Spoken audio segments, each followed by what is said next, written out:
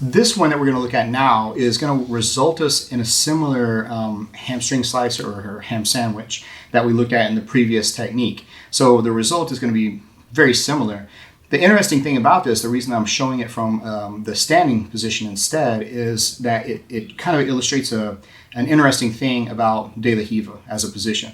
So the way that I'm going to look to attack this, I'm going to use this more as a passing opportunity and kind of an attack by passing. So what it's going to look like is here, as I'm standing and Anya's entered in on a De La Riva here like this. Again, to reiterate, her De La Riva hook is more of a pulling mechanism, and her secondary leg is more of a pushing mechanism. So I need to realize that if I backstep and I get this, so I'm in a modified, almost like working toward a headquarters position, except she still has her De La Riva hook.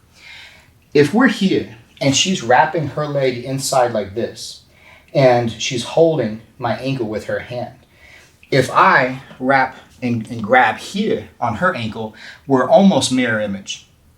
And the result of that is that now, if she can Berimbolo me, I can diving almost Berimbolo her, which is kind of weird to think about. But this is kind of how it works out. As we go from here, and I go to look to dive over and across like this, you'll see that we kind of result in a similar position here. We're almost mirror image. Now, the thing that I can do to take advantage of this, because I'm deeper behind her hamstring than she is behind mine, is that this leg can come through and grab what was formerly her De La Riva hook.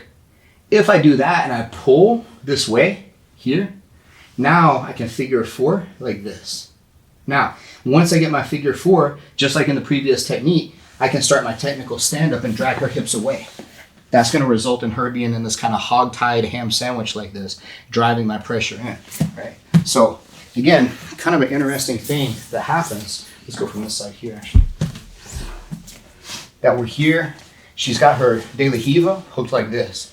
I'm going to try to pop off her secondary leg like this here.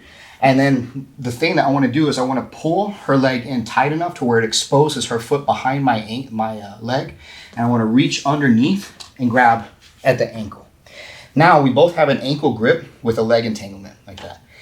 I want to dive. I'm going to take a shoulder roll over this way. My hip needs to clear her knee line here. And as long as it does, I maintain my hook around the outside of her leg.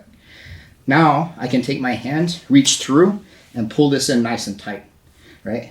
As this pulls in here, if I figure 4 my legs, she can't turn and face me anymore. Now she can only roll away from me. And as long as I pull her legs out from underneath her and get her hips, pelvis down to the floor, and then I drive the weight in, it's that nasty kind of ham sandwich here on the back of her hamstring.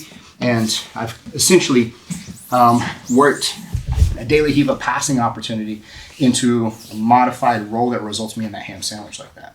So this is kind of an interesting way we can kind of flip the tables from that De La Riva guard.